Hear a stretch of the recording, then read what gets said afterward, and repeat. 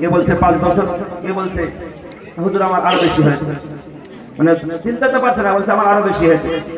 খাজা হযরতে বাদশাহ ঔরঙ্গজেব বলছেন, আজ যদি আমি খাজার দরবার থেকে রওজা মাজার জিয়ারত করে ফিরে এসে যদি দেখি ওদের চোখ ভালো না হয়েছে, ওদের চোখ না ঠিক হয়েছে, তো আমার মানে তরবারি দিয়ে তোদের মাথা শিরচ্ছেদ করে দেবে। বলছে কে তুমি? বলছে আমি বাদশাহ ঔরঙ্গজেব, আর আমার কথাই ভারত কাঁপে, ভারতবর্ষ আমার কথাই কাঁপে, অনেকদিন থেকে চাইছি। বলছে তোদের চোখ কেন ভালো হয়নি? বলছে আমরা খাজার দরবারে চাইছি, খাজা আল্লাহর কাছ থেকে নিয়ে আমাদেরকে দিবে।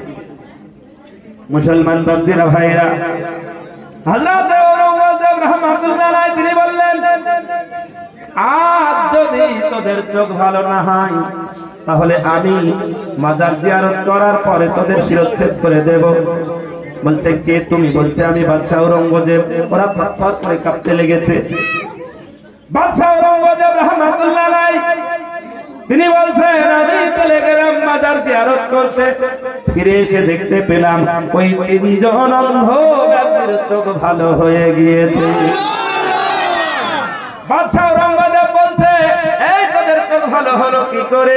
তারা বলেছিল, এই বাদশাহ ঔরঙ্গজেব হুজুর, আমরা এতদিন চেয়েছিলাম, আমরা শুধু চাইছিলাম আর ভিক্ষা করছিলাম, কিন্তু আজ আমরা টাকার মতন ডেকেছি খাজাকে, তাই তো খাজা মুঈনুদ্দিন চিশতি আজমিরি শানদারির ওসিলায় আমাদের চোখ ভালো হয়ে গিয়েছে।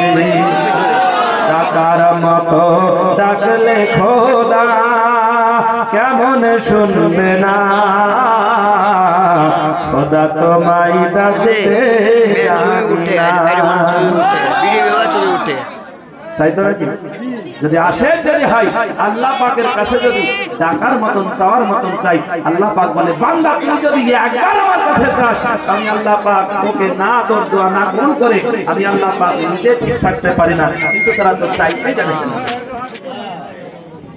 মুসলমান বান্দিরা ভাইরা, আমার আপনার নবী দয়ার সাগর পয়গম্বরের ঘটনা আমি বলছিলাম, ওই দিকে এগিয়ে যাব।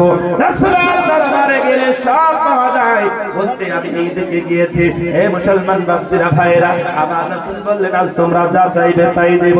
এমন একজন ব্যক্তি রাসূলে পাক বলছেন, আমি তোমাদের কাছ থেকে হয়তো বিদায় নিয়ে নেব।